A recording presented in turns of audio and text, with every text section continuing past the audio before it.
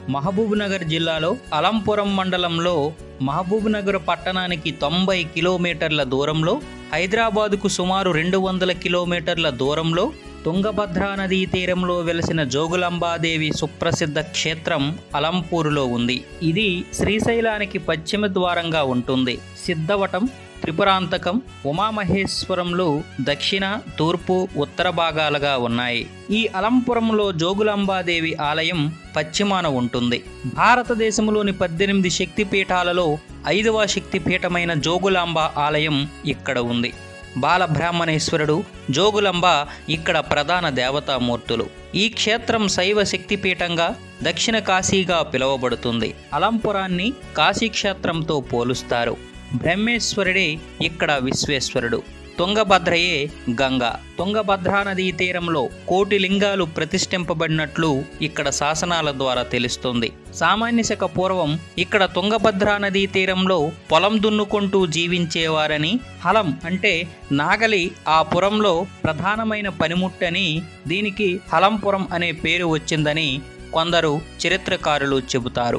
ఎల్లమ్మ అనే గ్రామదేవత కారణంగా ఎల్లమ్మపురం ఎలంపురంగా రూపుదిద్దుకుందని, అదే కాలక్రమంలో అలంపురంగా మారిందని కూడా మరికొంతమంది చరిత్రకారులు చెబుతారు. హేమదేవత ఇక్కడ వెలసిన కారణాన హేమలాపురమని, అదే అలంపురంగా మారిందని కూడా మరికొందరు చెబుతారు. ఈ ఆలయంలో ఈశ్వరుణ్ణి, జగదంబ జోగులాంబను ప్రతిష్ఠించినది బ్రహ్మదేవుడే అంటారు. అందువలనే ఇక్కడ స్వామిని బాలబ్రహ్మేశ్వరుడు అంటారు.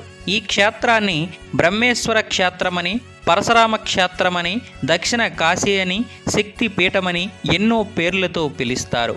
ఇక్కడ వెలసిన స్వయంభువు దేవి జోగులాంబ.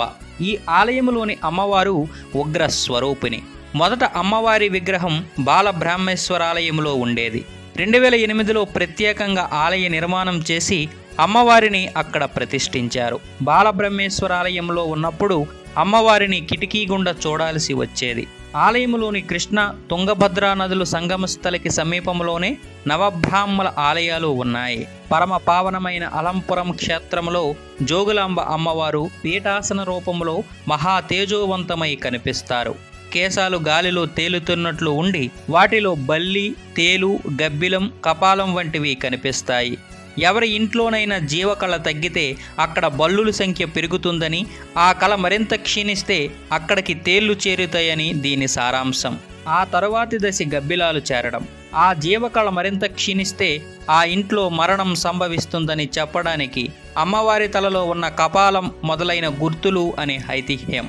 నవబ్రాహ్మల దేవాలయములు బాదామి చాళుక్యులు నిర్మించారు. వీరు సుమారుగా 6వ శతాబ్ద మధ్యకాలం నుండి 200 సంవత్సరాలు పాలించారు. ఈ నవబ్రాహ్మలయాలను 9 మంది శిల్పులు తమ పేర్ల మీదనే మలచి ఇక్కడ ప్రతిష్ఠించారని తెలుస్తోంది. అవి బాలబ్రాహ్మణేశ్వరాలయం, కుమార బ్రహ్మేశ్వరాలయం, ఆర్క బ్రహ్మేశ్వరాలయం, వీరబ్రహ్మేశ్వరాలయం, విశ్వబ్రహ్మేశ్వరాలయం, తారక బ్రహ్మేశ్వరాలయం, గురు బ్రహ్మేశ్వరాలయం, స్వర్ణ బ్రహ్మేశ్వరాలయం, పద్మ బ్రహ్మేశ్వరాలయాలుగా ప్రసిద్ధిగాంచాయని ఇక్కడ శాసనాల ద్వారా తెలుస్తోంది. వీటిలో బాలబ్రహ్మ ఆలయం పెద్దది. ఇక్కడ ఉన్న శాసనాల ఆధారంగా దీనిని సామాన్య శకం 702 కాలం నాటిదిగా గుర్తించారు. ఇక్కడ మహాశివరాత్రి పండుగను ఘనంగా చేస్తారు. అప్పుడు భక్తులు తాకిడి అధికంగా ఉంటుంది. తారక బ్రహ్మ దేవాలయం ఇది పాక్షికంగా శిథిలావస్థలో ఉంది. దీని గర్భగుడిలో ఎటువంటి విగ్రహము కూడా లేదు. దీనిలో 6, 7వ శతాబ్దానికి చెందిన తెలుగు శాసనాలైతే ఉన్నాయి. అలాగే అలంపురలో మరో గొప్ప దేవాలయం, సుందరమైన దేవాలయం స్వర్గబ్రహ్మ దేవాలయం. ఇది చాళుక్య ప్రభుల నిర్మాణానికి ఒక మచ్చు తునక. అలాగే పద్మబ్రహ్మ దేవాలయం కూడా శిథిలావస్థకి దగ్గరగా ఉంది. ఇందులో ఓ అద్భుతమైన స్ఫటిక శివలింగం ఉంటుంది. ఇక్కడ మరో చూడచక్కని నిర్మాణం విశ్వబ్రహ్మ దేవాలయం. ఇక్కడ రామాయణ, మహాభారతాల నుండి దృశ్యాలను శిల్పాలపై మహాకావ్యాలుగా చెక్కారు. నవబ్రహ్మేశ్వరాలయాలలో మిగిలినవి కొన్ని మాత్రమే ఉన్నాయి. తారక బ్రహ్మేశ్వరాలయం కాలగర్భంలో కలిసిపోయింది. మిగిలిన వాటిలో కొన్ని శిథిలమైపోయాయి. కొన్ని గోపురాలు పడిపోయి అందహీనంగా కనిపిస్తూ ఉన్నాయి. కొన్నింటిలో మూర్తులే లేవు. కొన్ని మాత్రం ఇప్పటికీ పూజలు అందుకుంటున్నాయి. బాలబ్రహ్మేశ్వరాలయంలో జోగులాంబాదేవి ప్రతిష్ఠితమై ఉన్నది. ఒకప్పుడు దేవికి ప్రత్యేకంగా ఆలయం ఉండేదని ఇక్కడ శాసనాల ద్వారా తెలుస్తుంది. కానీ ఇప్పుడు ఆ గుడి అదృశ్యమైపోయింది. బాలబ్రహ్మేశ్వర ఆలయం ముందున్న ఆలయమే ఇక్కడ ప్రధానమైన ఆలయంగా అలరారుచుంది. ఇక్కడ ఆలయ ప్రాకారం లోపలే కామాక్షిదేవి, వెంకటేశ్వర స్వామి వారు కొలువై ఉన్నారు. ఆలయం బయట నుండి గణపతి, 3 శిరస్సుల దత్తాత్రేయ స్వామి వార్లకు ప్రత్యేక ఆలయాలున్నాయి. కోటలో నరసింహస్వామి వారికి ఆలయం ఉంది. దాని ముందే ఓ జలపాతం కూడా ఉంటుంది. ఇది ఎక్కడ పుట్టిందో తెలియదు కానీ తుంగభద్రలో కలుస్తుంది. ఇక్కడ గల బాలబ్రహ్మేశ్వర లింగం చుట్టూ నారాయణ సాలగ్రామాలుంటాయి. తుంగభద్ర జలంతో నిత్యం నమక చమకాలతో ఈ లింగాన్ని అభిషేకిస్తారు. ఈ అభిషేక జలం బయటకు వెళ్ళదు, అక్కడే ఇంకిపోవడం ఒక వింత. ఇక్కడ వెలసిన మాధవీ శక్తి 8 చేతులతో ఉన్న చూడముచ్చటైన విగ్రహం. ఆరాధిస్తే ఆ మాత అనుగ్రహం లభిస్తుంది. అక్కడే ఉన్న ఆంజనేయ స్వామి వారు తన హృదయాన్ని చీల్చి సీతారాముల్ని చూపిస్తున్నట్లే కనిపిస్తారు. ఆ చెంతనే వీరభద్రుడు దర్శనమిస్తాడు. ఇక్కడ స్థల పురాణం చూస్తే పరశురాముని తండ్రి జమదగ్ని మహర్షి ఆశ్రమం ఉండేది. జమదగ్ని భార్య రేణుకాదేవి. ఆమె మహాపతివ్రత.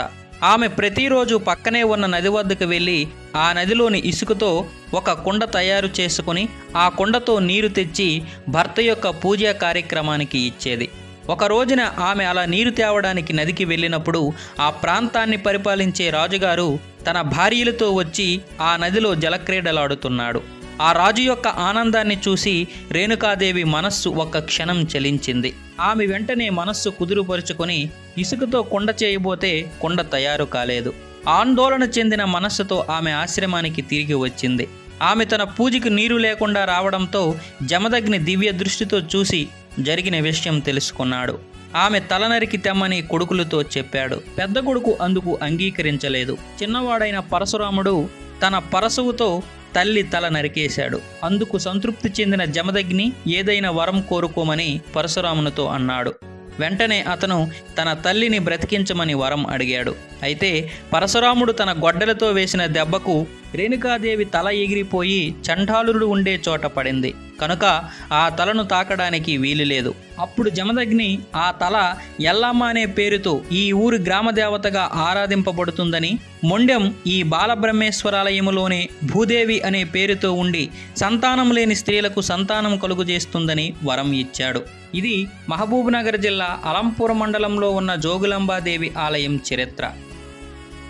ఫ్రెండ్స్, మీరు గనక మన జిల్లాకు చెందిన వారైతే ఖచ్చితంగా ఈ వీడియోని షేర్ చేసి మన జిల్లా గురించి అందరికీ తెలిసేలా చేయండి. ఈ వీడియో గనక మీకు నచ్చినట్లయితే లైక్ చేయండి, షేర్ చేయండి, కామెంట్ చేయండి. సబ్స్క్రైబ్ చేసుకోవడం మాత్రం మర్చిపోకండి. Thank you.